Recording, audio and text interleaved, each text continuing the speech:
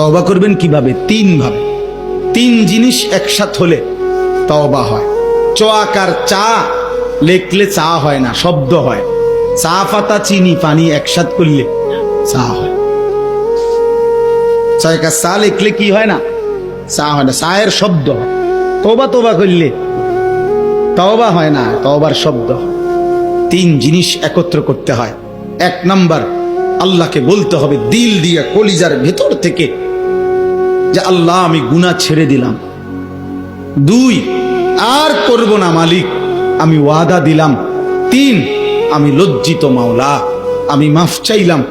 খোদার কসম যদি দিল থেকে কেউ বলে, ছেড়ে দেওয়ার নিয়তে আসলেই বলে এবং ছেড়ে দেওয়ার জন্য গুনাহ চেষ্টাও করে, আল্লাহ বলবে বান্দা এই গুনাহ যদি আসমান পরিমাণও হয়, সমুদ্রের ফেনা পরিমাণও হয়, পৃথিবীর সবচেয়ে উঁচা পাহাড়ের চাইতে যদি উঁচা হয়, আমি একসাথে মাফ করে দিলাম।